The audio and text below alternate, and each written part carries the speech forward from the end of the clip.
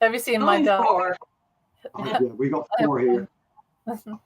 Hi, everybody. It's Oh, Amy. Hello. Happy, was it Wednesday? Tuesday. It's Tuesday. And I'm here with the wonderful Carolyn and Peter Booker. And they were gracious enough to be on the show. So, how are you doing today? Doing very well, thank you, doing Amy. fine, thank you. Yeah, And you? pleased to be with you. I'm good. I'm good. And so they said they're from Virginia and it's 60s right now. So I'm kind of jealous. Can you believe that the weather that we're having here in like we had all of winter in January, I think, because now it's just everything's budding. The flowers are coming out, and it's really pretty. So, It's beautiful. We've hardly had any snow at all this year. yeah. No, lovely. No, It's been very good. a few flurries, and that's it. That's it. Do you live? Do you live up in the mountains area, like close to the mountains, or Towards the the valley? coast, near the coast. Near the coast? Oh, beautiful! It's really You, pretty. do you know where Colonial Williamsburg is? I've heard of it. Yeah. Well, obviously, with the didn't the Puritans come by on the ships and Yeah, Jamestown Island, settled in 1607. hmm, interesting. We And we live yeah, between the two rivers, the James and the York. Beautiful. That temperature up as well, so it's good. yeah. We used to live in Colonial Williamsburg, and the original houses there from Wow. some of the signers. Well, I'm going to guess that they were haunted, even to just energetic. Yeah. Mhm, Yeah, very. mhm. Yeah. Had a few Did you experiences. ever watch? There was a show on probably about 10 years ago, and I watched religiously. It was The Haunting of with Kim Russo. Did you ever watch that Mhm. show? Oh She yeah. probably went out there. I bet that it was so fascinating how she would sort of uncover what was really going on, and um, that taught me a lot. That show. How hauntings aren't always meant to scare people. They actually, you usually have some sort of soul connection or a lesson, and you're drawn to live in a place to learn that lesson. And yeah, so Yeah, I think we lived in 5 houses.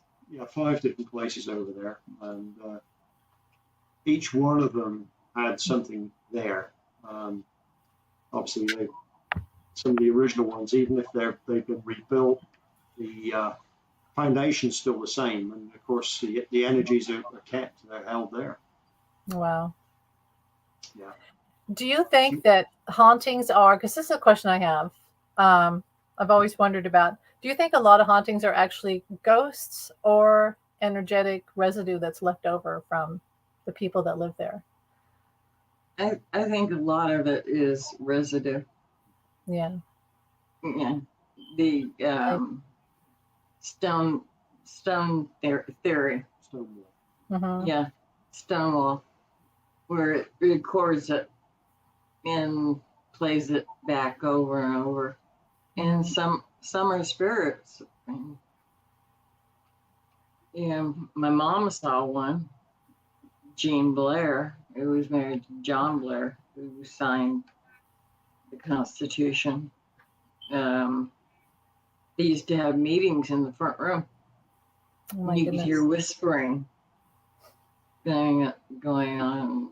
One night I went downstairs and Jean Blair stopped me on the stairs. And That'd be terrifying. no, Oh, I wasn't there. Yeah, shh, back up. Evidently, they were talking revolution, yeah. and I wasn't supposed to hear it. Oh my gosh. Well, Oh, that reminds me of Ghostbusters with the library ghost. Shh. Yeah, yeah. and Carolyn's mum actually saw her face to face. And Carolyn's mum, her eyesight is not very good at all, bless her. And she had laid down, had a little nap in the afternoon, and had woken up suddenly, and there was this woman sat next to her, looking, staring at her.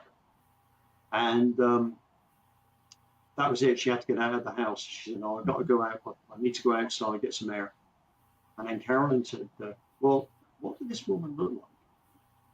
And Carolyn showed us some pictures on the computer of, I think, 6 different ladies from the 18th century. And her mother pointed her out. And she said, that's her. She could tell from her hair and what she was wearing, that was her. And Wow. it was Jean Blair. Yeah. Very That's interesting. I think that you probably have the light that comes out when you're a medium, because they really do start coming around when they know that you can hear them or that you're open to hearing them or seeing them. They're really drawn to that. So, as we say, if you've been dead for 300 years and all of a sudden somebody can see you, you're going to speak to them. That's right. They'll latch on. And think about I got chased by a pirate. Okay. Wow. This was in England, and I got on the lift to go upstairs where we lived, and his foot came in. I'm going, shut, And by the time I got upstairs, he was running up the stairs, and I said, I slammed the door, and I said, oh no, no. But our friend who's an archaeologist said, well, if you've been dead 300 years and somebody notices you, that's right. You're gonna try to get a hold of them. And those people, they don't really evolve. They don't ascend emotionally or mentally, I think. So some of those, like a pirate, he's still in that energy of, this woman has to tell me what's going on. It's weird how, because they're not going up to their higher self and to the higher realm, they're really not ascending past that point where they died, which is why they're stuck there, because they didn't want to ascend, or they don't know how to.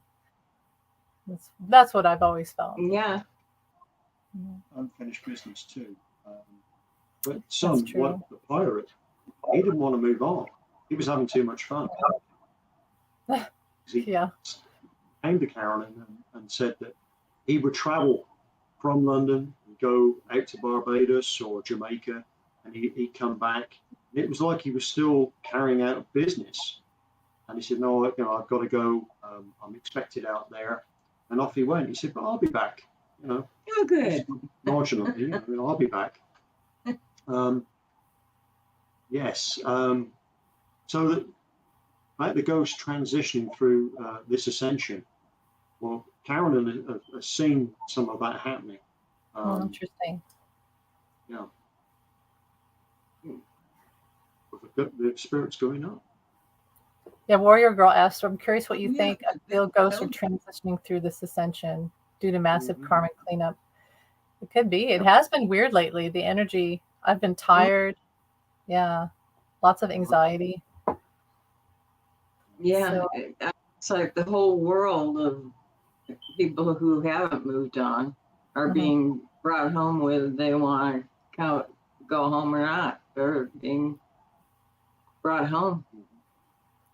That's kind of scary. It's like, why do you think that is? Is it because we have to get to a higher consciousness, and we're just not allowed to stay stuck anymore, so to speak? Because we're going to another dimension.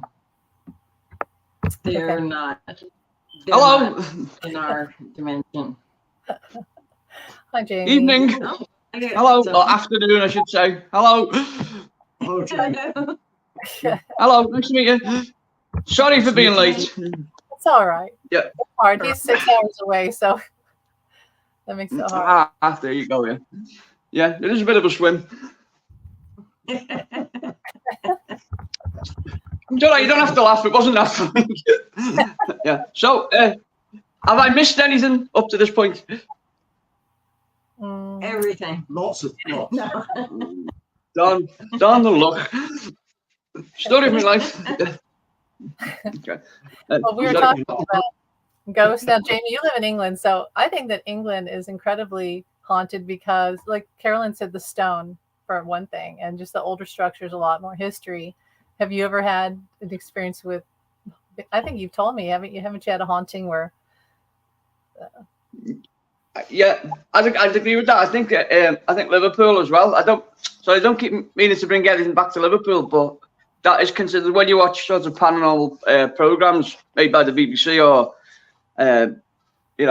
network television productions in this country. Liverpool is a place that they return to quite a lot because of its rich history of people and things like that. And there is I think if they publish a book of most famous hauntings of England, I think Liverpool will feature in a lot. I mean, Eleanor Rigby as well. Not to go straight into the Beatles very early on, Amy. Sorry about that, but I mean that has kind of supernatural connotations and things like that. So from an early age, I've always been aware of omnipresent kind of factors that I wasn't,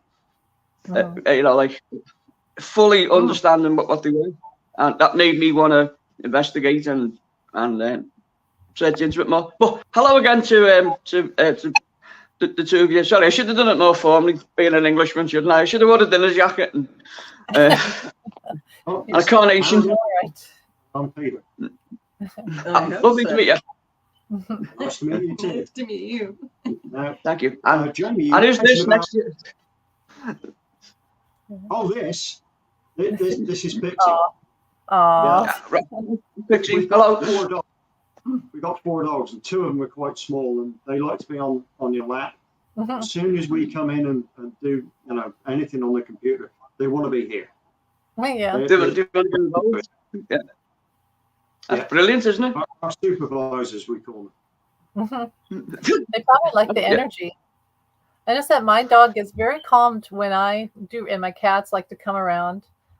So yeah, pets definitely pick up on that energy when you're talking about spiritual stuff. And so it's normally when you record as well. Oh, sorry, Amy. I'm just going to say we're live right now, and Warrior Girl says, "Hey, Jamie." Oh, hey, Warrior Girl. Yeah. And she said, hence the reason they are transitioning right now. However, I feel like they feel lighter, and it's easier to visit in spirit form now that they are no longer ghosts. Well, that's probably true. And something about the 3D, I feel like their 3D energy is holding us back. I mean, and we are all connected. So if many of us many of us are in our lower chakras, right? We haven't evolved up to which is connected to our higher self and God and everything. And this is really, the universe is right here, to be honest, because that's love. Mm-hmm. Love is the only thing that's real. And so if you're down here all the time and the ego and fear, then you're in that lower energy. So you are kind of like the anchor that's pulling everyone down all the time. But that's why we do sort of, I believe the work that we do, and even monks up in Timbuktu or something in a hut, they're helping us evolve all the time by constantly being a light, together. And I don't know.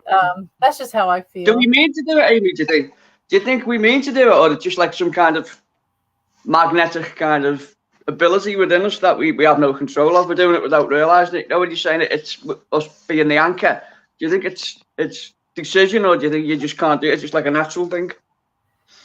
Do you mean some people pulling others down on purpose, or because I don't think anyone really does it on purpose. I think people are just so depressed or they haven't been taught that they can. Yeah, I don't think they realize they're doing it until they learn that they're doing it, and that's when they let go. Yeah, it's a good point. Yeah. It's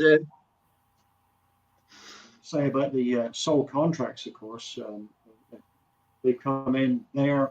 A lot of them that have not decided to go to that next level, it's very difficult for them, and they're sort of trapped in this hamster wheel. Until they get past that, but has a tendency to hold everybody else back as well, to a certain degree. But there are more and more light workers like yourselves that are out there now, and the word's getting out. I think so too. Light's getting out. Yeah, the light's getting out. Can't hold us down. It finds a way out, doesn't it? you know, the darkness can embrace the light, but it can never eclipse it, can it? It finds a way out eventually, Mhm. you know, in one fashion or other. I agree. Sorry, I killed the conversation. My apologies. No, it's true. It made me think of an image I had a long time ago of a black. Okay, so you can paint a white wall black, and the black eclipses the white.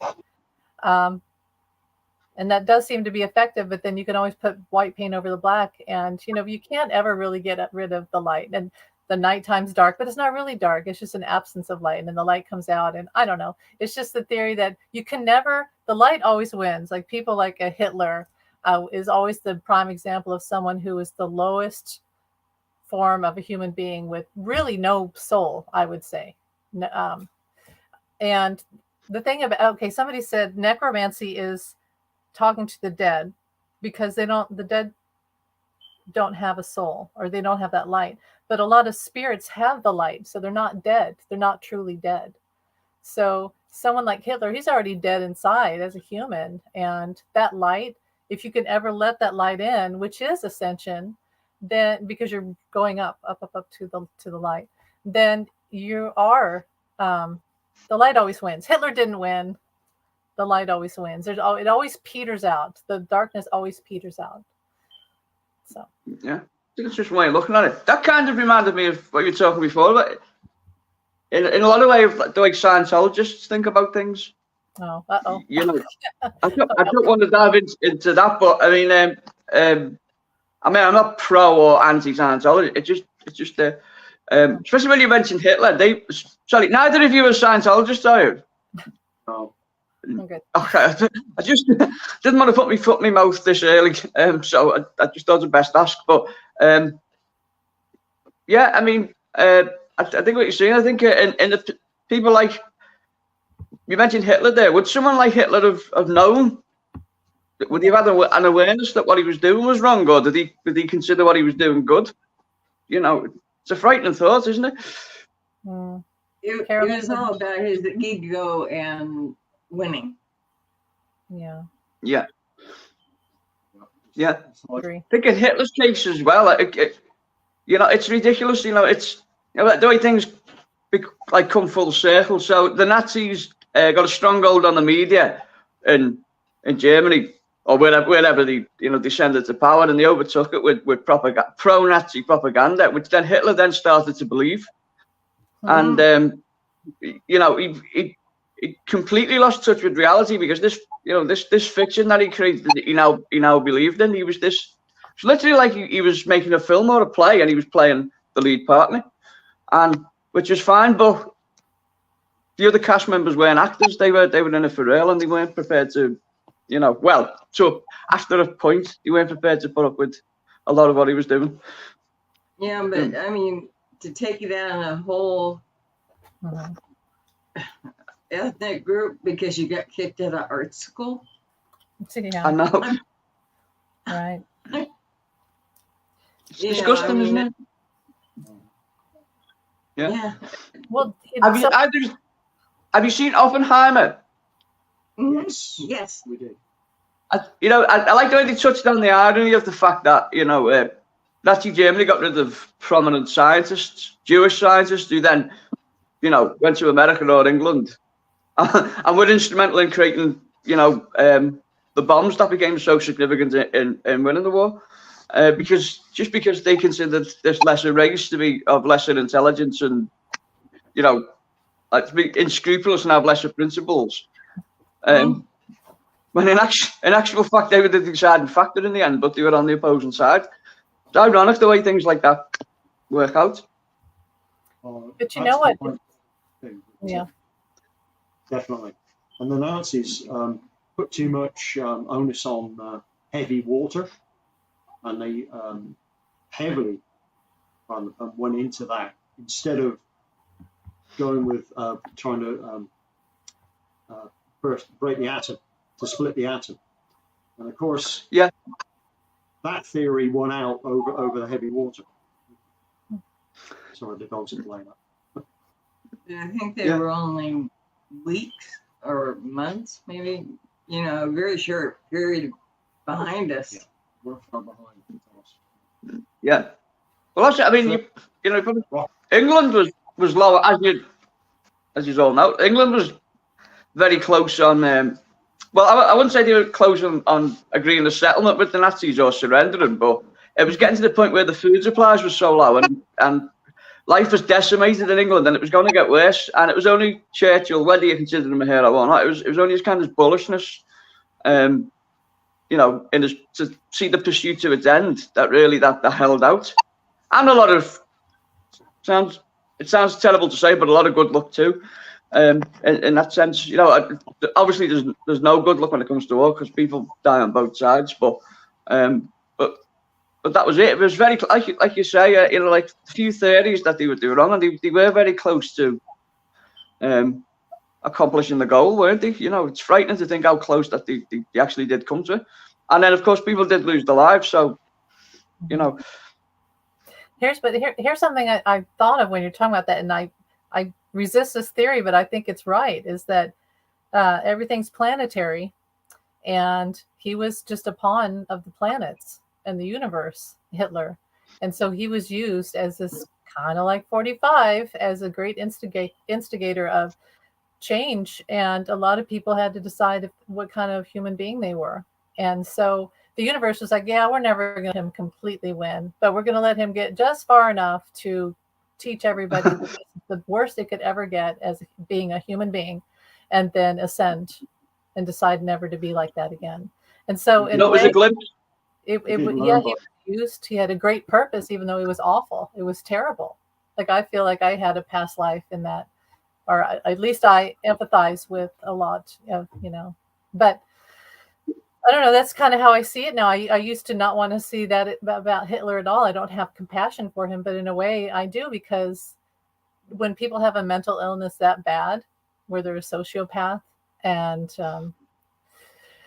can't feel other people's pain, or they pleasure off pain, then that's a really horrible sickness, to be honest. And I wouldn't want to go on the other side and face that afterwards, you know. No, you would hope to live a life well enough that you wouldn't have to face the consequences of that, wouldn't you? All right.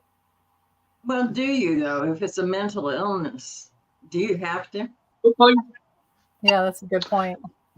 Yeah, it's a good point. Does someone like that ever show any empathy or compassion at all, or is the blame always on their opponent?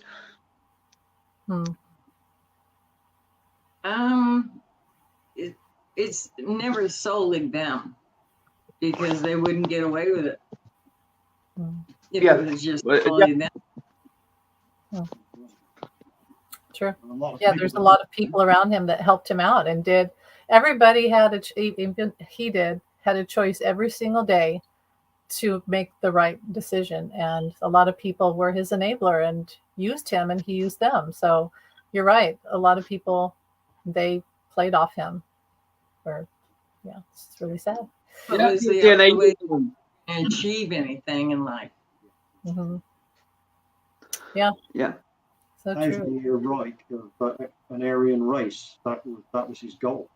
That was, you know, everything he dreamed of. Yeah. His plans were kind of, if you weren't sort of like well doctored in what the Nazi Party did, then you know, I know that's a ridiculous thing to come up with, but if you said to someone this party existed and these were the plans and these were the reasons for them, it would seem ridiculous to people. That can't be right. He wanted to achieve. I mean, I'm talking about like some of the way out theories and stuff like that. That's kind of been suppressed and stuff. And then, you know, the means of getting there. And then when you look at the reasons for why they were doing it, it's literally, you know, madness personified. Have we ever need any kind of tangible evidence that madness has existed? Every generation has one. Yeah, I agree. You can't go through any generation and not find one. Mm-hmm. True. Yeah. And we are kind of, I mean, we're seeing that right now on a certain level. We're so close to it being like that with 45 minutes people. It's really, really, really close, which is scary. But he's going to have the same fate.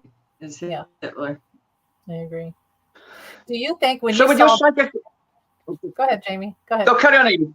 No, carry on. I was just going to ask. I'll ask the question in a second there.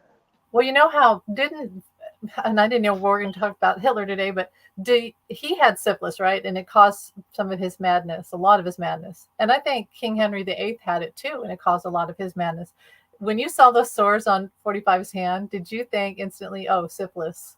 Or do you think it's just, do you think it's something else?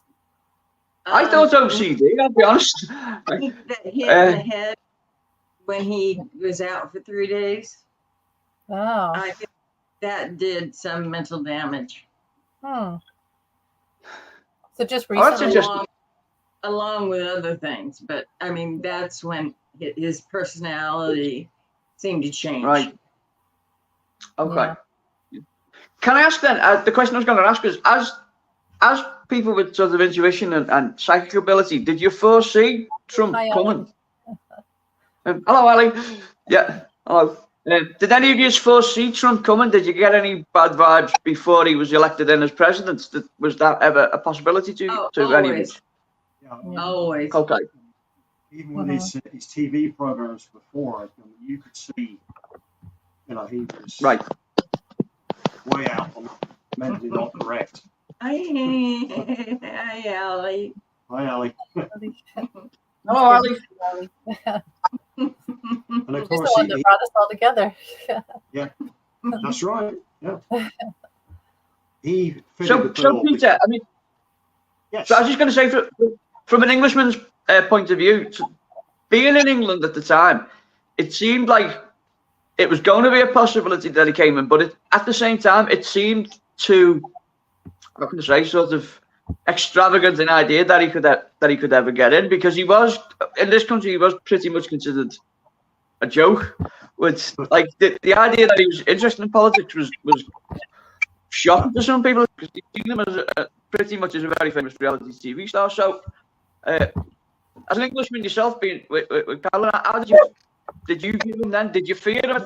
Did you know that there was some kind of venom mixed in there with his work, yes, so to speak? Yeah, definitely. Even from opening the casinos and all that, I never liked him. Never. Yeah. There was always something bad going on with him. Yeah.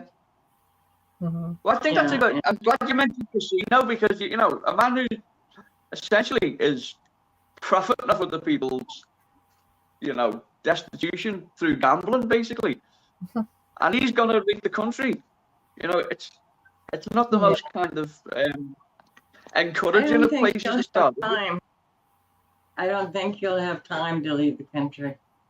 Yeah, I think so too. I think it's too late now. I think that he had a moment when he could have done that probably last summer, and his ego said, "No, I want to stay and see if I can win this again," and it was a bad choice. Ego's got in the way. That's the problem there. Instead of doing the right thing at the right time, he won't, because he's too stubborn. Yeah, he's way too stubborn. Yeah. Do you think his kids would say? Go ahead, Peter. I'm sorry. Well, I was going to say, the book that was written about it was they theorized that part of him was fearful. The first time, part of him was fearful of winning the election, because it's not within his makeup to be able to say, "I'm sorry, I'm the wrong person for this. I don't think I can come up to it." He's always got to put on this front, because he's such an egotist, and this front that no, he'll get everything right, and he's striving to get everything right, and he's Mr. Perfect, and I think if he didn't put himself up for nomination again this time, I think that would feed into that problem, is that he would see it as, oh, they'll think less of me if I don't go up for it again. I think deep down, he knows it's probably not the right thing to do. I think part of him would be in panic, but he can't walk away, because he can't allow people to see that side of him. That's the feeling I get from him. Sorry, you've gone really into politics. He's right. He's mentally deteriorating.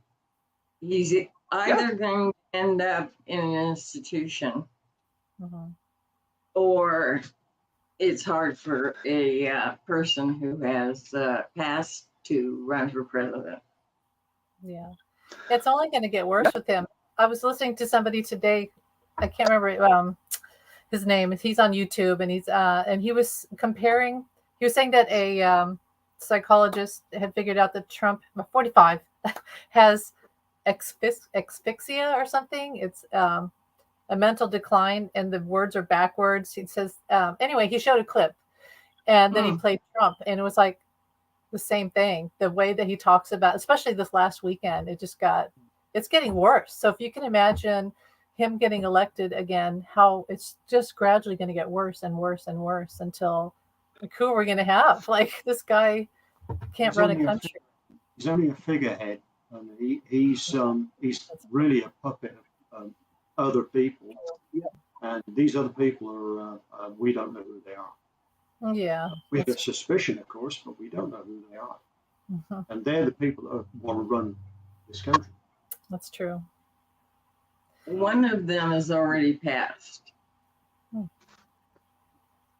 you think Kim Jong-un or Kim Jong-un? Because I feel like he's gone. No, he's gone. Yeah, he's been gone. Oh, do you mean the Uten? You think he's gone? Wow. Yeah. There's a female nurse that gave him a shot every day. Mm-hmm.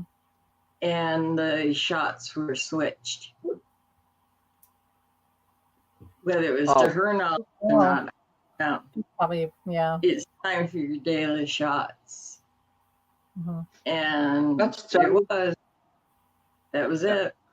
Wow. And so there's people taking his place. Okay. Lots. So many. He's younger now. Yeah. Yeah. Yeah. Suddenly he got younger. I don't know how he did it. And magic. And maybe he's Alec Baldwin. Yeah, Alec Baldwin. Maybe Alec Baldwin won't be going to jail. He'll just put a blonde wig on it.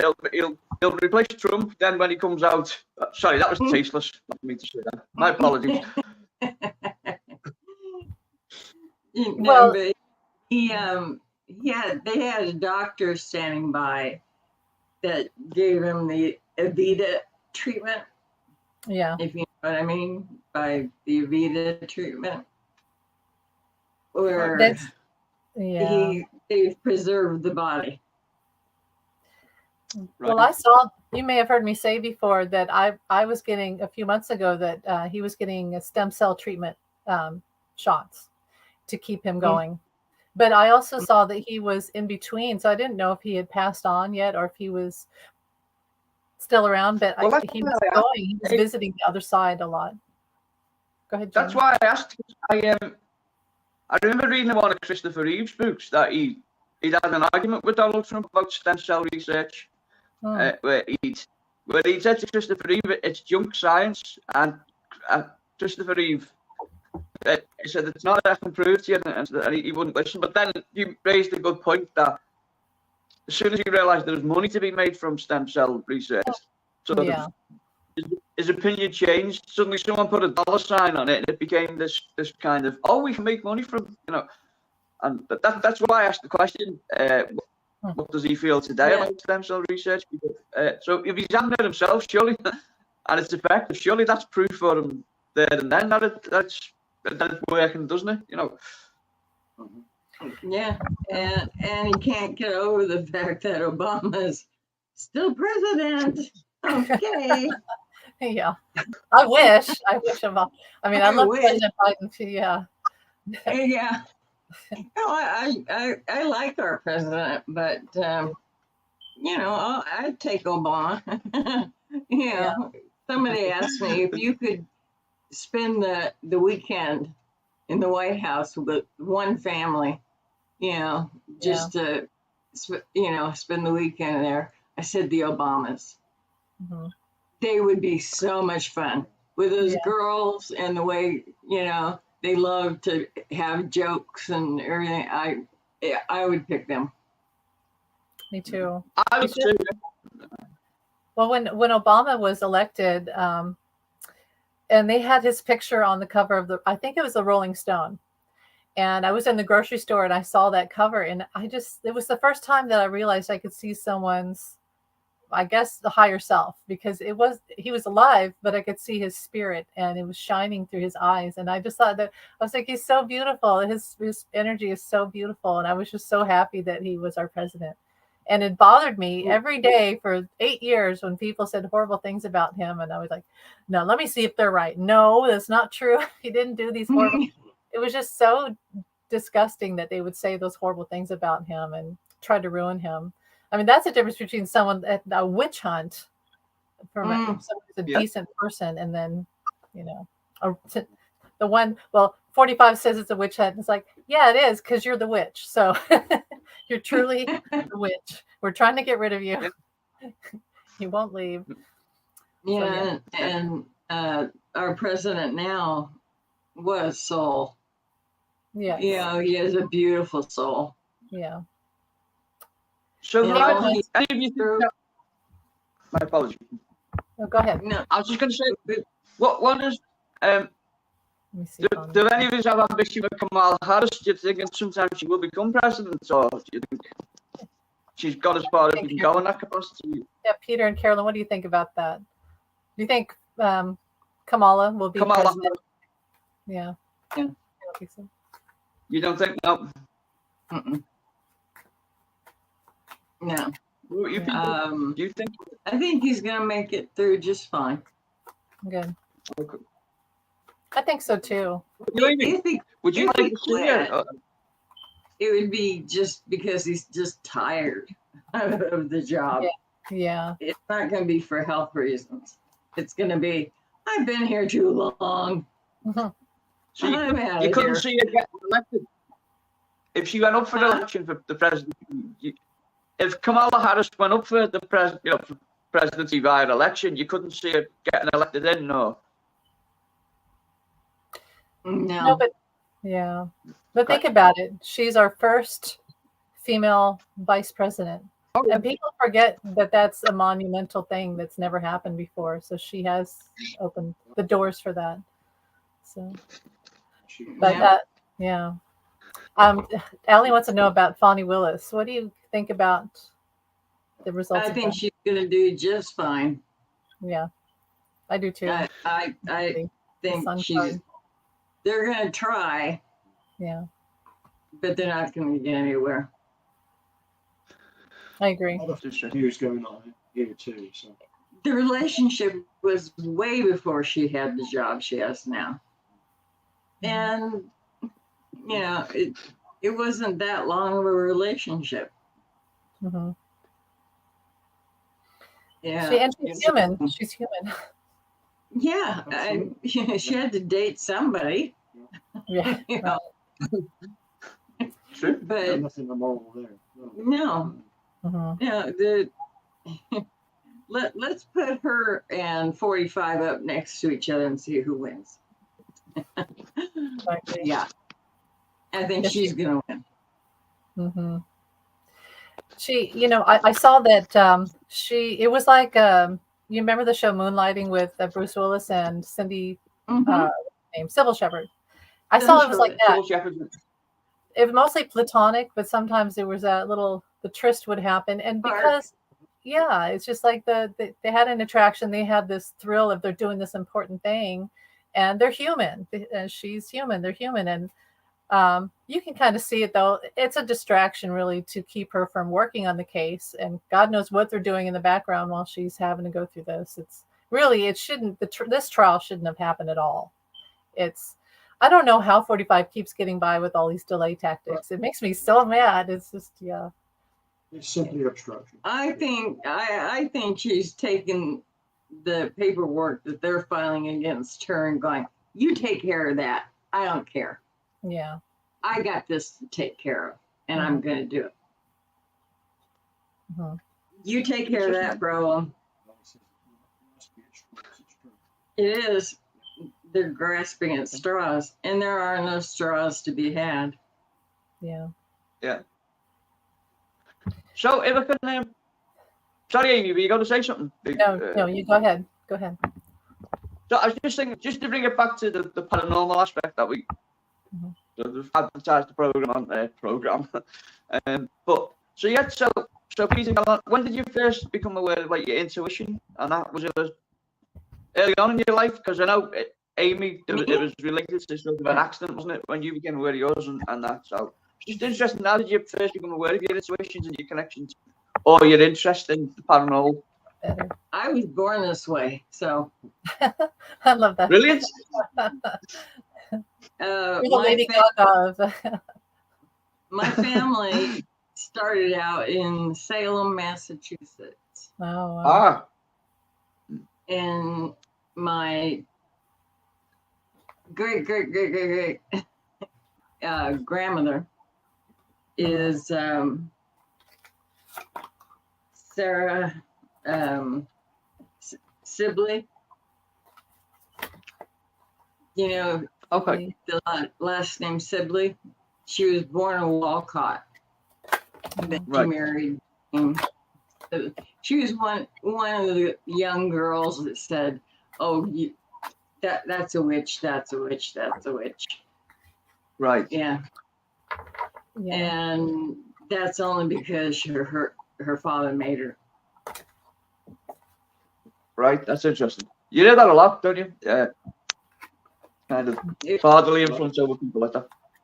They're after the properties. Yeah. It's like the guy that was pressed. He deserved that. He turned his wife in as being a witch, and after they hung her, they accused him of it. Of Pressed. right. So go ahead, try to get rid of it. That's atrocious, isn't it? Yeah. So it's My son just came presumably off. it's been with you. Oh, sorry, Jimmy. How's he doing?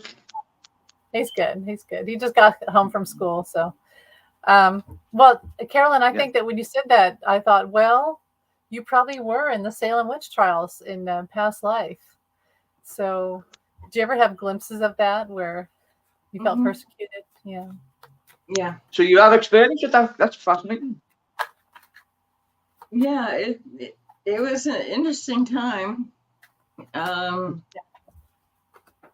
Yeah, but it was all over people's money and property, and Right. yeah, which is a shame. Read again. All about greed. Yeah, Because it's greed, like you say. the woman that they started out to accuse, Tituba, she walked. They said, "Okay, bye." Go. Because it was her religion. The fact that she wasn't Christian, well, Right. that excluded her from out of their circle. So even though she given these potions and things to the others, because of it was her religion, they didn't consider her a problem. She was an outsider. Right. And she was a healer. Well. Yeah. Yeah. How about you, Peter? When did you become first aware of? Was it from birth with you as well, or? Well, yeah, from a very young age, I was a twin.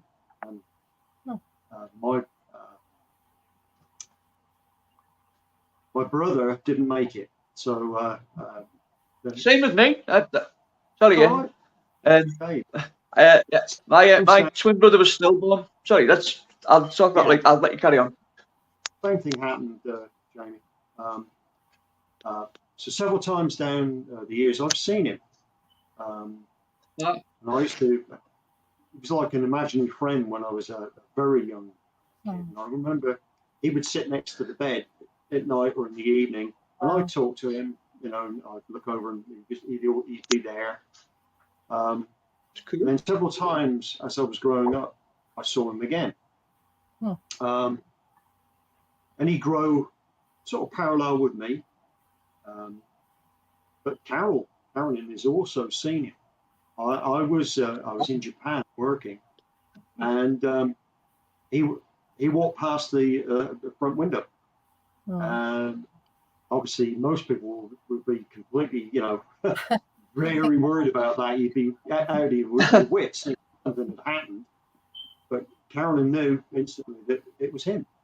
He just come by to check in and say, everything's okay. Wow, that's brilliant. Yeah. Yeah. I've So seen other things times too. So he's been looking over you essentially. Yeah. Absolutely. Yeah. Yeah.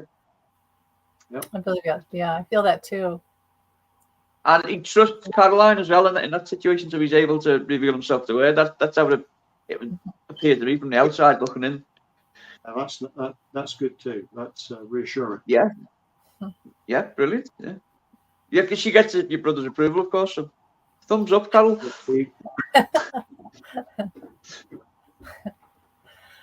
What's not? Oh yeah. Carolyn has a connection to Harry Nielsen, so we were talking about wow. John. Yeah. So isn't that interesting? So what's the connection?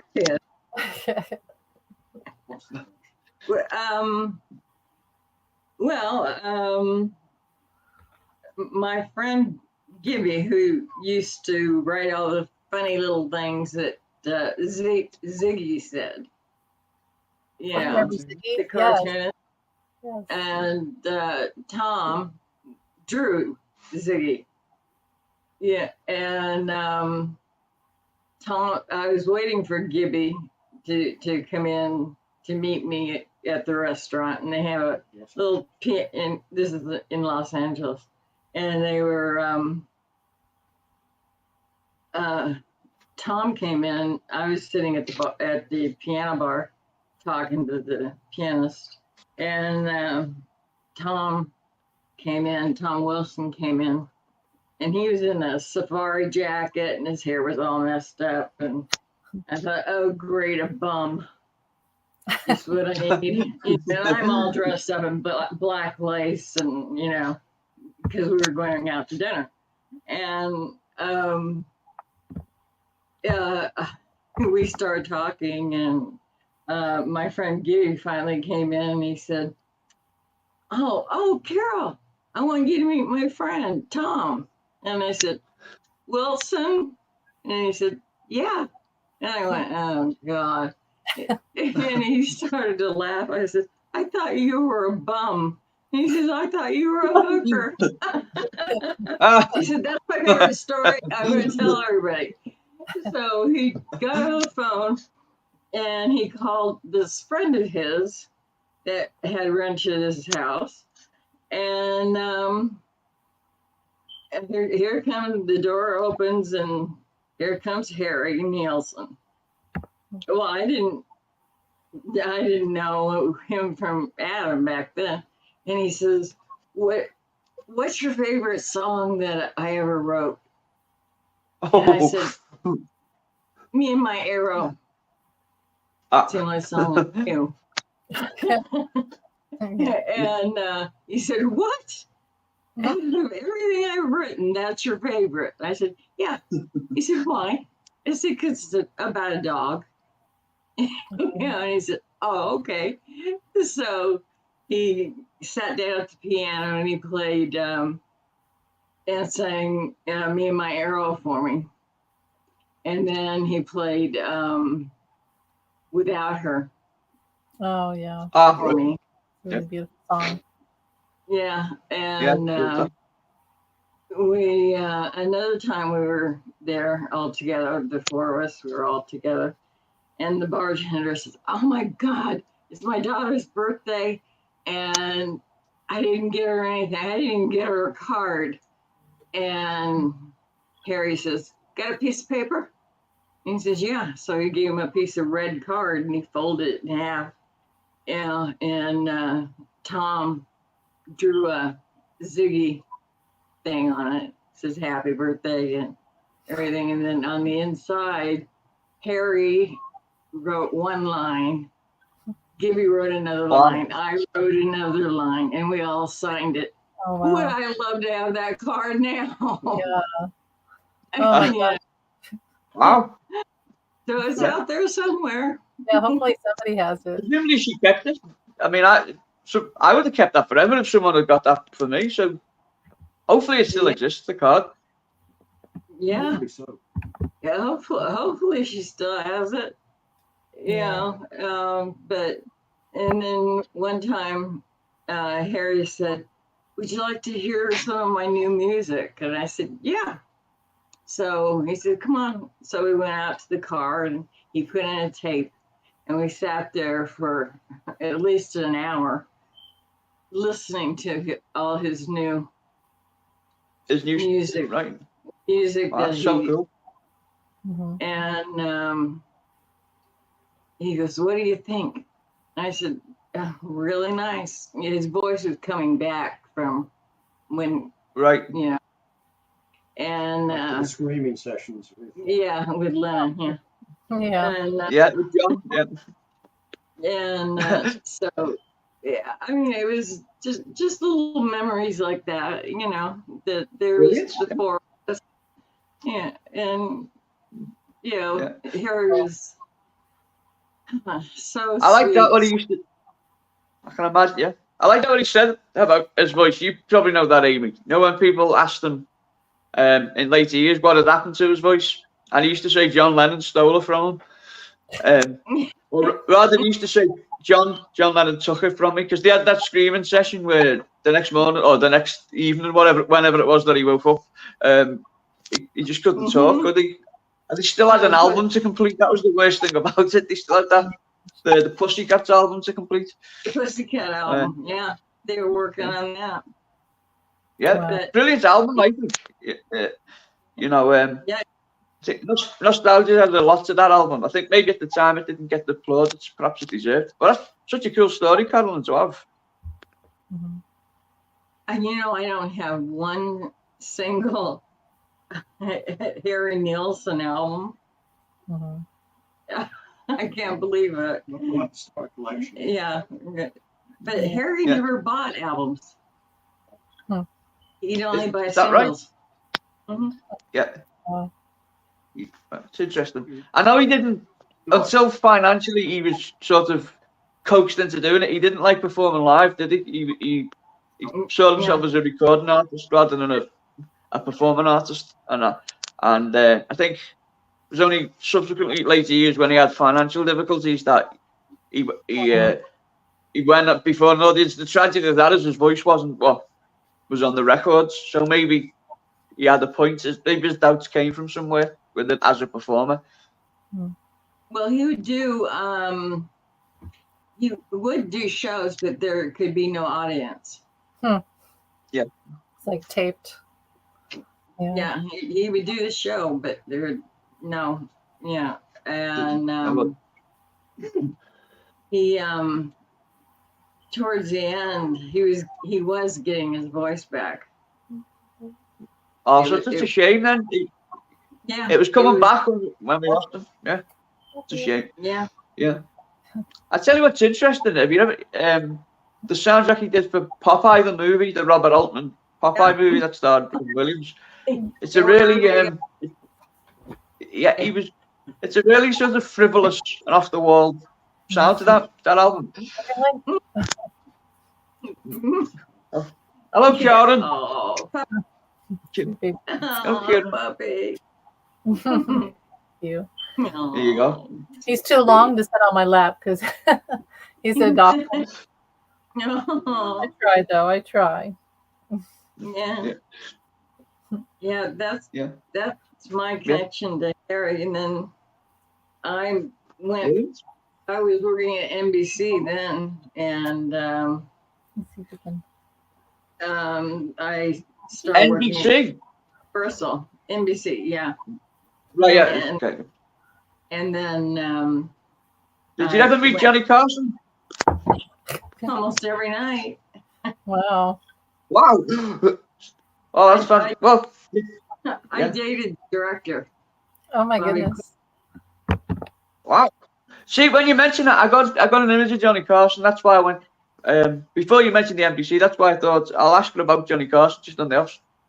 So it's interesting to know that you you dated the director. Yeah. Sorry, Carloyn, I interrupted you. Yeah, he Johnny, one of the other security guards and I were sitting eating, and it was New Year's Eve, and everybody was gone, and Johnny came up to the table we were sitting at, and he said, "Hi, Carol." He said, "Are you doing anything tonight?" And I said, "Just working." And he said, "Okay." He said, "But please be careful." And I said, "I will." Yeah. And the other security guard was just, "Why did he say that?" I said, "Well, kind of because we know each other." And he didn't just walk up to a stranger and say, "Be careful." Yeah, But you knew. he was very nice. Yeah. And then Yeah. Wow, that's cool. met Frank Sinatra. Oh wow. Wow. He did a show called The Man and His Music. Oh wow. And I know what you mean. Yeah. he always had to have somebody to sing to. He would never just, Wow. So his producer, Paul Keyes, said, well, what had happened was Johnny's, Ed McMahon's driver, Pat, said, let's go to lunch. And I said, okay. So he said, do you mind? I'm going to invite a friend. And I said, I don't care, And I had the menu up like this, and there's some men coming in, sitting at different tables, and I went, weird. And Pat says, "I'd like you to meet a friend of mine." And I said, "Okay." And he says, "This is Frank Sinatra." I'm just Frank Sinatra. Wow. Okay. Just one of the 5 most famous people in the world. But don't panic. Yeah. Like that is, And so when Frank did The Man and His Music, he asked for me to come for him to sing to behind the camera. Really? Oh my gosh. Yeah, I brought my sister, and we were the only other 2 people sitting sitting down. There were a couple of other people there from production, but they had the director's chair sitting there waiting for us, and he sang 3 songs to me, and I was just wow, that's amazing. Yeah, I was going, oh, yes. That's really amazing. So I have a feeling that if you haven't written a book yet, and you might have, but that you need to, and I think both you and Peter need to write your own books, and then one together if you haven't yet. No, I think we haven't. No, my sister for years has been trying to get me to write a book. Because of all the people I've met. And I said, no, I don't want to do that. Yeah. And she said, why? I said, because all these people, like Harry or, Frank. Johnny Carson. Yeah, Johnny Carson. They trusted me with that time in their lives that they'll never get back. That's true. And those were private moments. Mm-hmm. Well, I can tell you after hearing just 3 names, I'd be fascinated to read that and just hear of another handful of people you've met. It sounds like it really is fascinating. Yeah, I worked. It's good to know that Johnny was a nice person. Johnny was a very nice guy. He could have a temper, but he was very nice. I think that he was under enormous pressure. I mean, I know he got paid well, but he had to do 5 shows a week which were originally in and out of 90 minutes, weren't they? At first, the Tonight Show was, and he did that for decades. So I think it's going to kind of play havoc with your person and your response to people. I think like divorcing the 2 things. No doubt that he was a nice person, but maybe his release valve would come out sometimes in his temper. That's what I would think. Yeah, he would. You really had to do something to make him that mad. Yeah. I mean, right. You really had to. Really, he didn't like people who he liked class, Mm. and that's what he was drawn to more than, if let's say a female guest wore what he felt was inappropriate dress, he would they would never be invited back. Mm. Right. I almost every night I watch the old Johnny Carson, the Tonight Show, because I don't know why. I think it's from my childhood, because that was on every single night before I'd go to bed. So, and I had these dreams that I was going to be a writer, and I was going to be the youngest writer ever, and I would be on the Tonight Show. So started, and then he quit the show, and Yeah. yeah, You could still do it with Jimmy Fallon, but it wouldn't be the same. But it wouldn't be the same. No. I remember the first time that Jay Leno went on, Yeah. and he was pacing the halls, and I said, "What's the matter?" And he says, "I'm really nervous." And I said, "Oh, okay. Well," I said, "Well, just take a walk. You'll be all right. I'll call you if they need you." He says, "Okay." He says, and he came back and he goes, "Oh no." He said, "I threw up around the corner." I said, "I'll have him come clean it up. It's all right. Don't worry about it."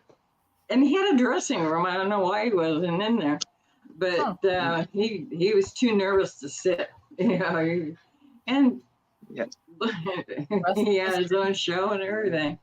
Yeah. So did you deal with Helen Kushner as agents? Because it was played by Kathy Bates in the film, because she did some quite nefarious tricks to get him the job, and she eventually got fired, didn't she? She wasn't the most pleasant of people. No. She did. Maybe she was more behind the scenes. Maybe the two things were kept apart. So Sharon has said Johnny C was a Scorpio. Yeah, he was. For a second, I thought you meant he was Scorpio. That's the nice Scorpio. killer out of the Dirty Harry movie. My son is silly a of me. One day we were moving into one of the houses at Carloyn and Williamsburg, and my phone rang, and Peter answered the phone. He goes, "It's Joan Rivers." I said, "Oh, okay."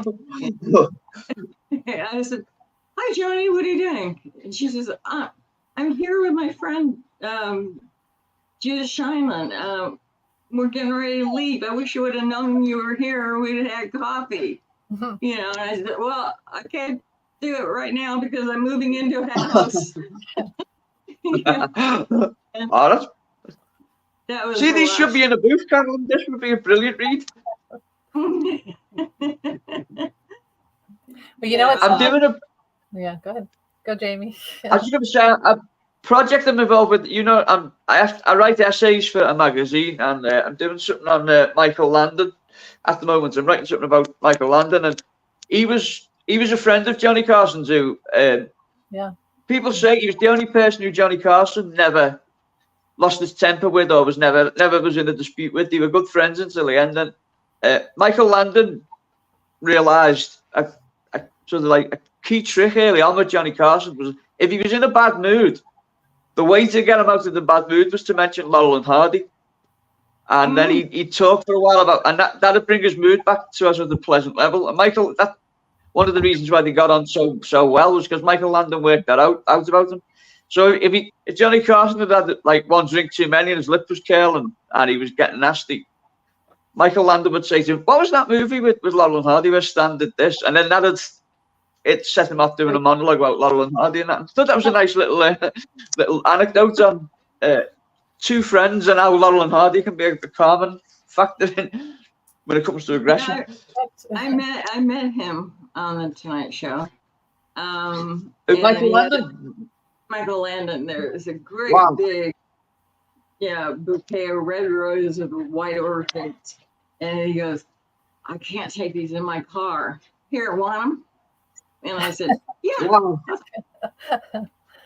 Why not? I'm gonna get him home, but I mean, That's that was amazing. that's how nice he was. You know, he just here. You want him? I can't use him. Yeah, So you gave him yeah. 2 dozen red roses with orchids in them. Yeah, I'll take them. There you go. Yeah, from Charles Ingalls, you couldn't turn them down, could you? No. What about Bill Bixby? Did you meet Bill Bixby, my namesake? Just thought I'd ask that one while we're on the subject of who you met. Yeah, Bix. Yeah. Yeah. I worked on that show. On The Incredible Hulk. Good Lord. One day, Bix, he went into the his motorhome, and he was gone a few minutes, and he flung open the door and goes like that, and he goes, "Oh, wrong show." He was the magic, you know. He goes, "Oh, wrong show." Okay. Well, that's brilliant. That's great. Well, I mean, yeah. So he did this magician shit when he was on the. I see what you. Yeah. Well, you know, Amy. When I became an actor, there was too many actors with my name in the Screen Actors Guild and equity as well. So I had to pick a name. So I chose Bixby because he was my favourite actor from childhood, and because it's an unusual name. But I also think he was born a couple of decades too early. If he was in the Marvel movies today, he'd be one of the biggest stars in the world. You know, he'd be a Robert Downey Jr. now. Having said that, he was effective in the era that he did live. You know, he was a very pleasant. I've never heard anyone say a bad thing. His wife Brenda, yeah, I knew her too. She was on. Oh, that's a sad story. Yeah. The phone call wasn't very nice enough. No. I can imagine that must have been very traumatic for everyone who knew them and that. And do you know the story, Amy? No, what happened? Well, against his wishes, Bill Bixby's wife Brenda Benet, who was an actress, she took the son skiing, and the son hadn't been very well. And Bill Bixby had said to her, "Do you mind not taking him this weekend? You know, I've got him next weekend. You can have him then. I don't." And she said, "No, I'm going skiing." And something happened when they were skiing anyway, but it led to him. The little boy died. A tracheotomy was performed on him, and he died. And obviously, there was a lot of animosity. Christopher, that was the name. And there was a kind of animosity between Bill Bixby and his wife, who later shot herself because she couldn't live with the grief. And then I think there was a lot of anger there. Yeah. Yeah, they divorced. I got that phone call too. And then Brenda shot herself in the bathroom. That's right, yeah. It's a sad story. I mean, and then he got married, and he did. Yeah, he got married again, and he found out he had cancer, and his wife left him because she'd nursed the father through cancer, and she felt she couldn't go through it again with Bill Bixby, and she left him. And the day she left him, he found out it was terminal. It's like if you couldn't write that if you wrote that in a film, people would say that's too far fetched. But he did have a couple of bad breaks in his life. Yeah. And great that you met him. Really a nice guy, and but I don't know what it was like. I can't say how it was to live with him. I can just say how he was around me. Yeah, but, how he was on the front of it. Yeah, it's like a lot of people say bad things about Frank. Well, I can't say that because he was always very nice to me. Yeah. So, I won't say anything bad about it. Because that's not how they were to me. Yeah, your experience with him was good. It was a positive one. And that's something to cherish, because there's enough celebrities who you can meet who are horrible in person, and I imagine in private too. So it's the ones that take the time to be nice. I think that in itself is a decency. Huh. Yeah, I think part of it, the reason that different people were drawn to me, was that I wouldn't bother them. Yeah. I wouldn't. if they were studying something, or I wouldn't say, oh, you're, like Gil Gerard. I don't know why I didn't like him. And, Buck Rogers. yeah, Gil Gerard, yeah. And I was working on a show, and I was talking to the other security guard, and he goes, "Yeah, well, are you sure you don't like him?" And I said, "No, I really don't." And he goes, "No, you really don't like me, do you?" And I turned around. There he was. I said, "No, I don't." He said, "Why?" And I said, "I don't know. I don't know what it is." And then when I got off work, he drove me to the office to check out. And then we became instant friends from there. It was just, the same thing happened when I met Claude Akins. He was a character. And but it was the opposite. I was talking to somebody, and I said, "Oh, I'd love to meet him." And that was the only time that I ever asked to meet anybody. Yeah. And I said, "Oh God, I'd love to meet him. He's like a BO teddy bear. You want to hug him?" And just, he goes, "Oh, really? Here I am." And I went, "Oh no, I've done it again." So I said, "Okay, it's nice. And you hugged? Yeah, that was it. We were friends. Yeah. And, it sounds like they were drawn to your honesty, Carloyn. Huh? It sounds like these people were drawn to your honesty. I think you have a healing energy. Yeah, probably a lot of Hollywood phonies out there, and they recognised that you weren't one of them, and they valued that. John Belushi was he didn't like cops or security or anything. Anytime he wanted anything, he goes, "Where's Carol? Where's Carol? I want my cart." "Okay, I'll go get your cart." He drove this around the lot, "I want my cart." But now only Carol can get my cart. And nobody else touching my cart. "Okay, all right. Calm down. I'll be back in 5 minutes." And then he give me a kiss. I think today is the anniversary of his death. Actually, I think it's 42 years the day that he died. John, so it's ironic you should bring him up. That must have been sad when you heard that one. If you were that close to him. Yeah, I was cooking and I heard it on TV and went, "What?" I took my little sister to the lot, and she wanted to meet Buck Rogers, her favorite, and we were walking from one stage to another, and here comes John out. He's going to his motorhome, and he dropped to one knee in front of my little sister and started singing, "Look at me, I'm a stranger in paradise." Wow. That is John. That is John. Yeah. That's time for everyone. I love John. Did you ever see a film called? Sorry, Carloyn. I mean to interrupt you. I was going to say, did you ever see a film he did called Continental Divide? Yeah. Yeah, that's a great film. It's fantastic. It's a light comedy where he plays it relatively serious, but he's hilarious. Because the camera loved Belushi. There's no doubt about the camera. And who knows what great things he could have done had he lived it. And that's Continental Divide. He's really playing the Spencer Tracy role to like better than anyone other than Spencer Tracy played. He really tapped into that kind of everyman kind of like mode. But could be funny in the film too, when it was required. And I mean, they really did lose a great one. I think when he passed on. They did, yeah. Technically, could it be said that he was murdered? Because I mean, Kathy Smith, who she admitted she injected him while he was passed out. Which is really nefarious. I think she did. Yeah, I'd agree. Yeah.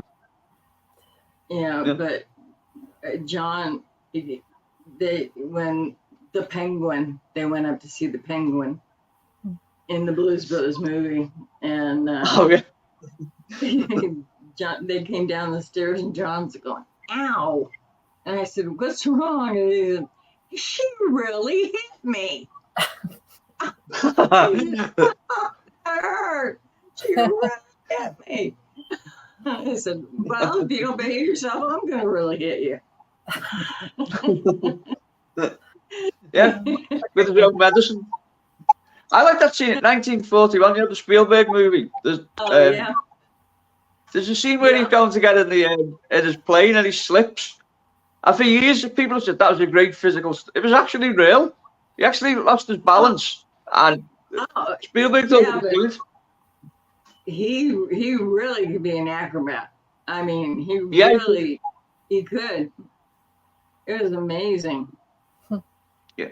Well, he was like a star athlete in school, wasn't he? He was like, he was good at all sports and that. He was quite the jock. It was only, I think, when he discovered cannabis, it changed his life profoundly. And so did you read Wyatt then, Caroline, the Bob Woodward book? Because a lot of people are fans of that book.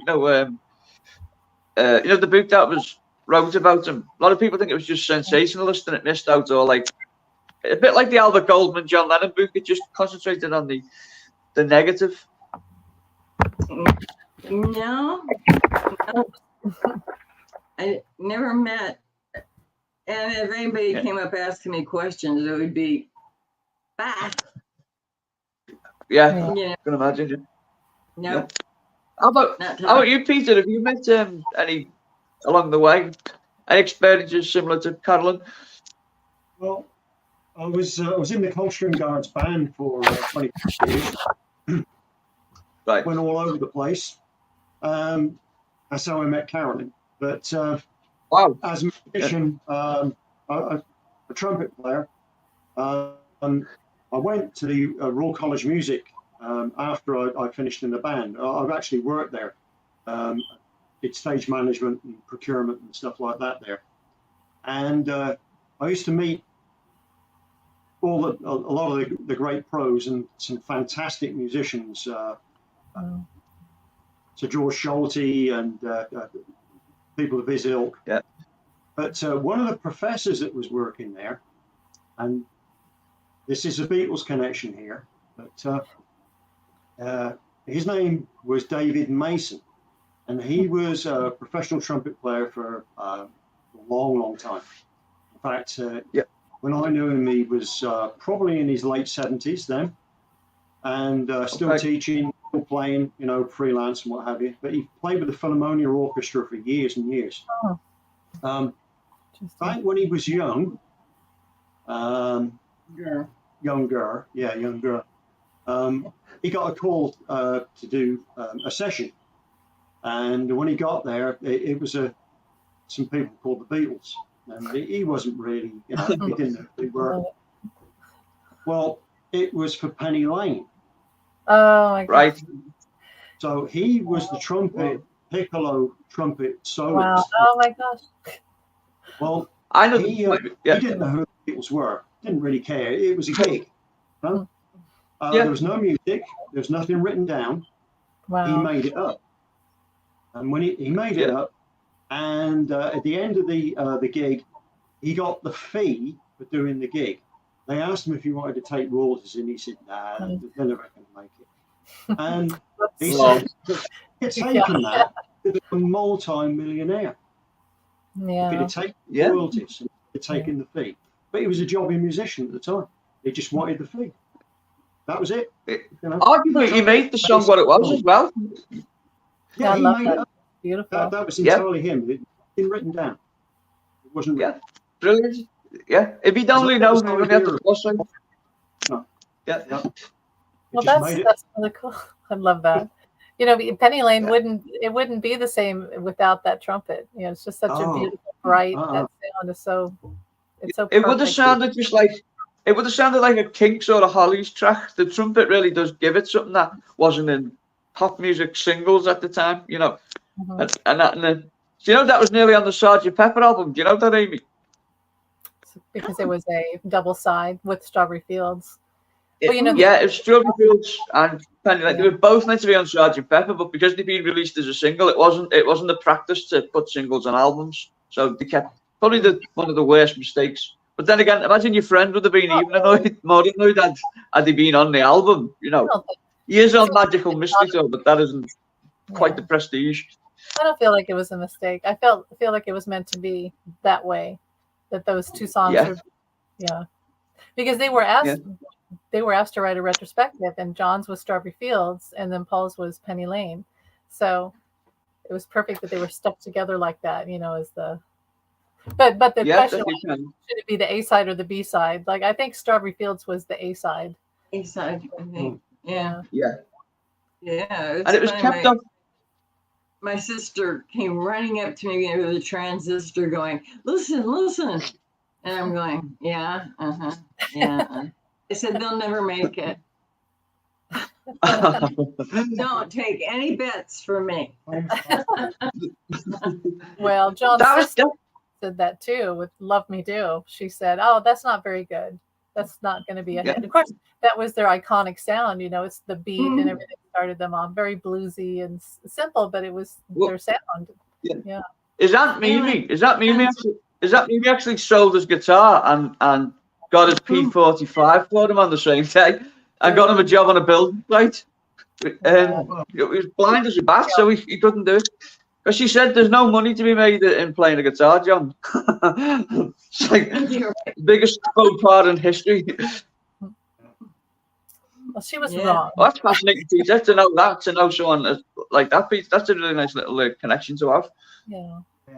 So, did he talk about that? Is your friend still around, or is he?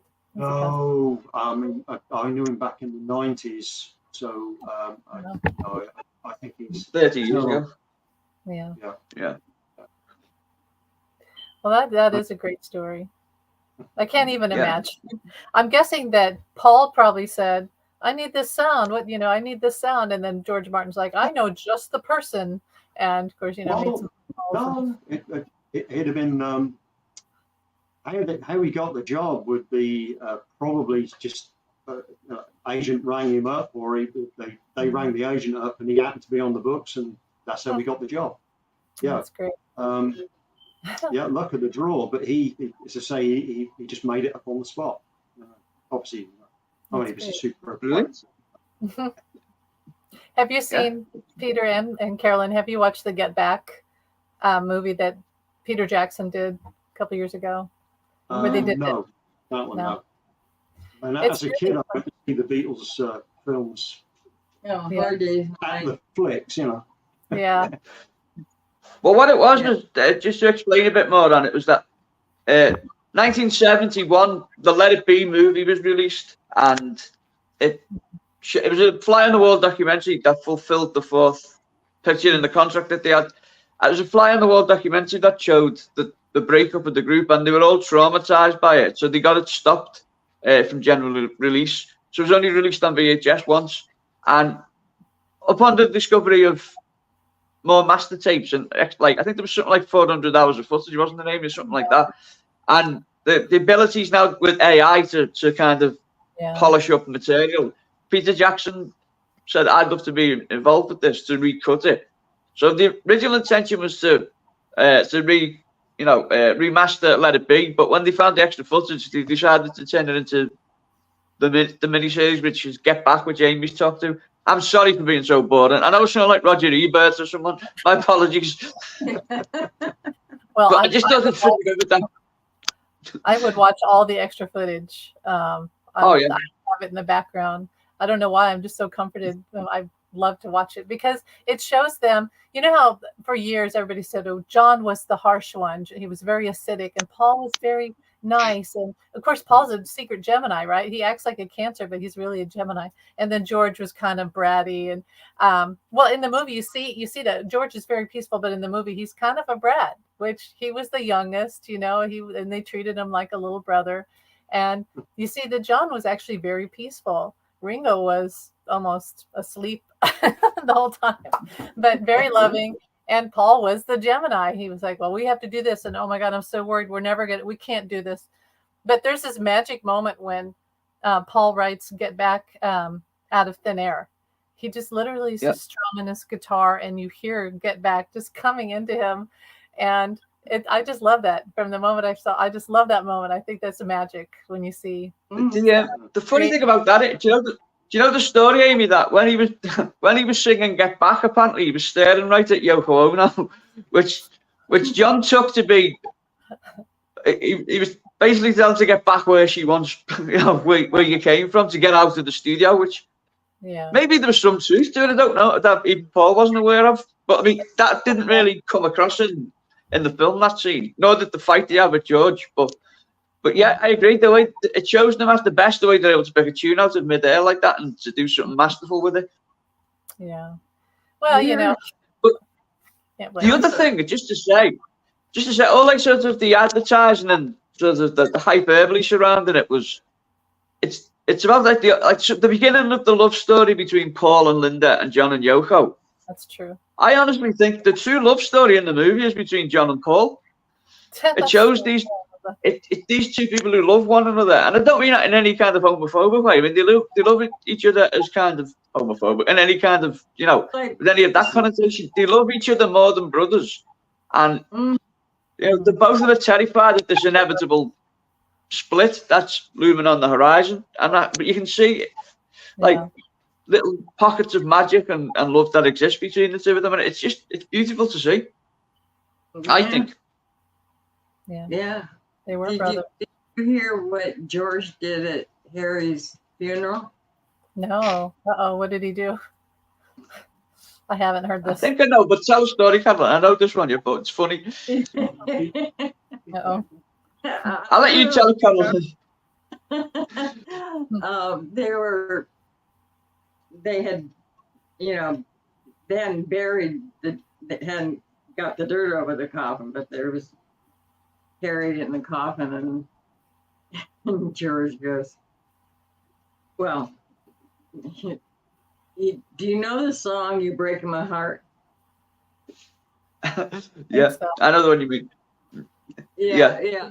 Well, George started to sing it, and they said, "Why did you do that?" He goes, "It's my favorite song." But you're breaking my heart. F you. Yeah. It was basically, Amy, the song goes, you're breaking my. I forget what it's not something like, "You're breaking my heart. You've done it from the start. So F you." That's those are the lyrics. Yeah. I thought it was great. It was only right to sing one of his songs, and said, "Well, what should we sing?" And then that was it. George went off for that. Yeah. Well, it was great. Yeah. That's true. And Harry would have loved that, I imagine. He would have loved that he would have loved the shock on people's faces at the reaction to that. Well, Carloyn, are you? They had an earthquake the day before they buried Harry. Interesting. The ground was still shaking, and somebody said, "What's that?" And they said, "Oh, Harry just got to heaven and found out that the bar was closed." Yeah. No bar. I like it. Do you ever see John Cleese at Graham Chapman's memorial service? Have you seen that footage? No, Monty Python. At Graham Chapman's memorial service, John Cleese got up and said, "I've been asked here to say a few nice words about our friend Graham Chapman, who has left this world, and we're left devastated in the wake of that." And then he said, "But nonsense. Good riddance to the freeloading bastard. I hope he fries." And everyone laughed then. And he said, and the reason I've just said that is because he would never have forgiven me if I hadn't ruined his memorial service. Which I thought, in doing that, he captured the essence of Graham Chapman rather than being mawkish about it and kind of avoiding it, which is similar to what George did with Harry's. Yeah. Who is it that one of Monty Python? He wrote a song about Harry. Oh, Eric Idle. Oh. Eric Idle. Yeah. That's really funny. Well, of course, Yeah. George was connected to Python, wasn't he? And that through he funded Life of Brian and that. And He's in the movie. Mhm. Well, you know what I'm thinking of the Ruddles. He's in the movie where he interviews Michael Palin. no, he's in Life of Brian too. He's in the one, and like there's like a crowd scene that he's in and that. And Well, Carolyn, so you have do you still hear from Harry from the other side? Does he visit you a lot? Yeah. Yeah, because that's one thing I wanted to ask you because of my thing with John. And how does he come around, or do you think he's just always hanging around? Well, when he was here 4 nights in a row, 4 days in a row, and I couldn't sleep. And so the 4th day, he crawled into bed next to me, put his arms around me, and he started singing "Remember." wow, And Peter could hear him. He thought I Wow. had the radio. Wow. I could hear, but whether it was in my mind's eye, Yeah.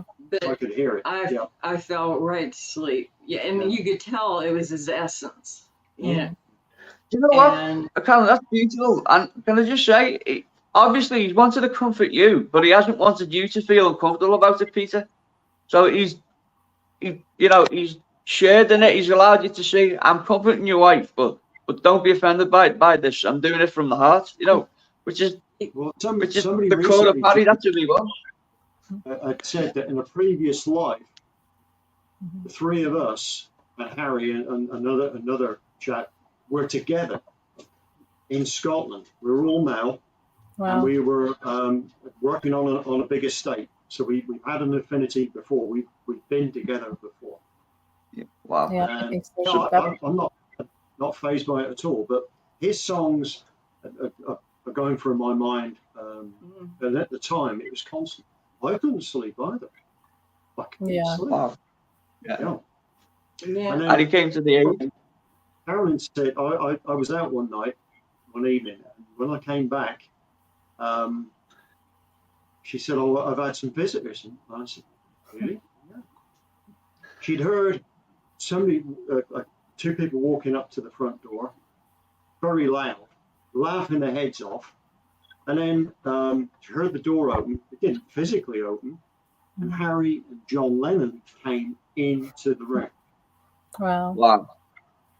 Love it. Yeah. And I'm just going, That's okay, amazing. you I recognize. The other we'll work on it. Great.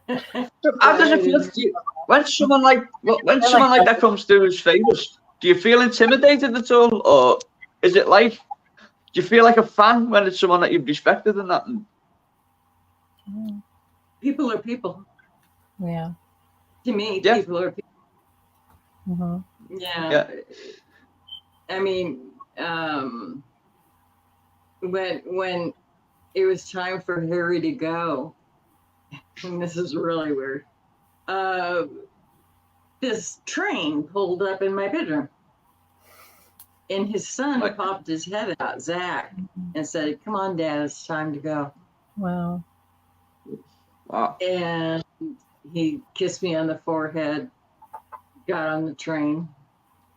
See It's ya. amazing. You know. And then there's one of his songs. It was actually written by Randy Newman. It's called Carloyn, and at the very beginning, there's a train. Oh, wow. Wow.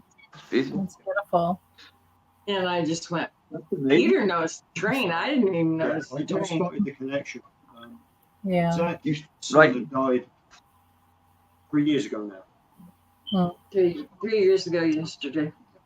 Wow. Yeah.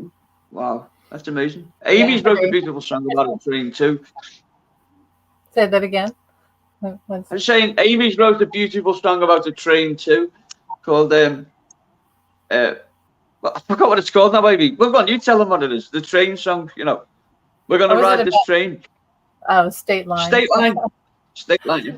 Amy is a musician, and my mum has become a fan of her songs. She likes to listen to Amy's songs, and the old age pensioner group. I shouldn't say old age. The pensioner group she goes to Amy's songs have been played on there, and they refer to a song called State Line as the train song.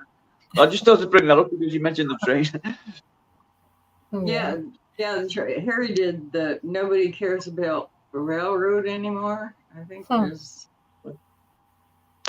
Interesting. Well, you know, I don't think it's an accident that we talked today. You said that yesterday was the anniversary of, you said Zach. I don't think it's an accident. So that's interesting.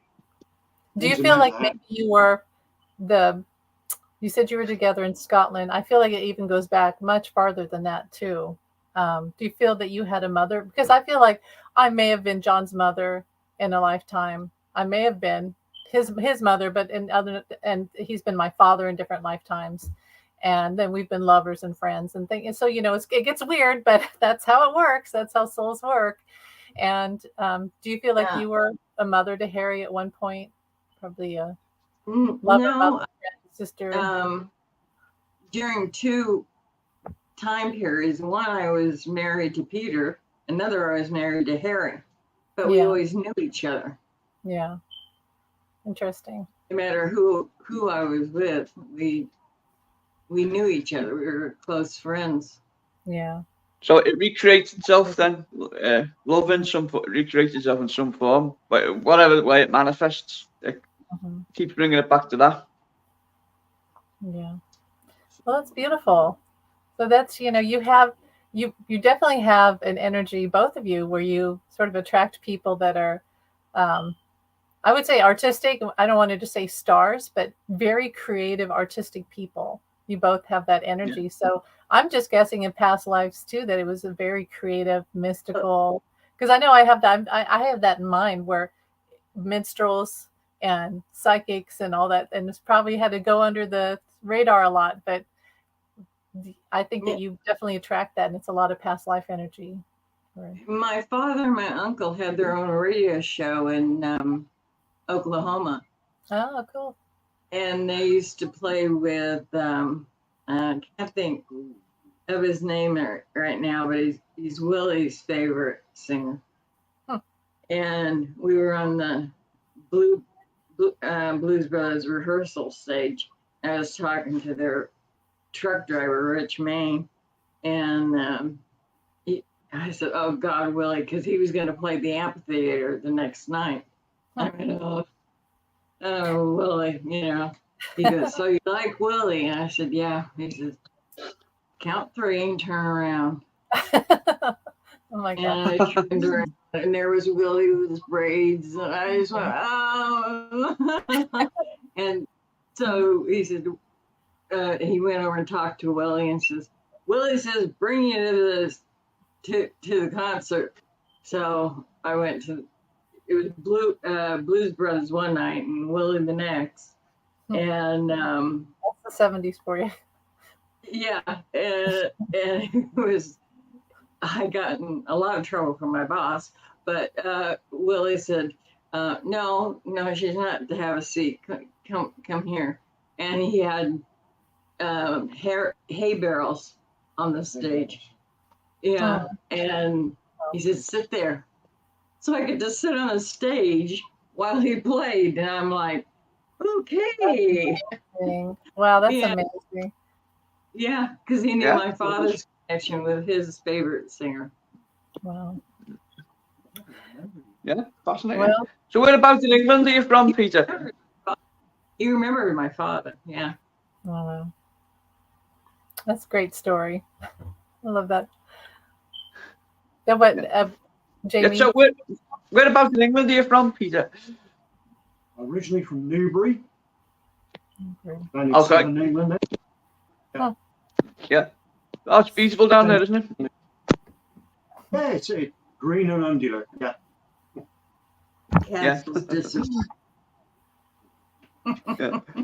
Well, I don't want to keep you guys too long. Well, we've been on for a long time, and you probably have to feed your puppies. I got to feed my dog, and I appreciate you being 4 o'clock, and they're getting antsy. Yeah. So I appreciate you being. I want to have you back on another time. We'll try to get more into the psychic, just your experiences and everything. And But I love this. I love talking to you, and maybe we could answer questions from people more next time. And so, yeah, it's been a joy. I feel so privileged to have you on. And Thank you, Amy. And I'm sorry to turn into the fanboy there, Carloyn, and keep asking you about the celebrities you met. But it really is fascinating. And I would love to read the book if you ever do write it. So, hint, hint. Oh, just the list will be 4 pages long. Yeah, that's just the A to Z. That's just A. Yeah. Yeah. All right. Well, again, thank you so much. You two. Lovely to meet the both of you. Back on. Nice to meet you. Yeah. Thank Thank you. Thank you. See you next time. Yeah. Thank you too. Okay. Take care, and I'll be talking to you. Thank you. Okay. Speak to you soon, Amy. Okay, love you. Farewell. Bye. Have a good night. Bye. Let's see. Now I got to find out how to turn this off. There we go.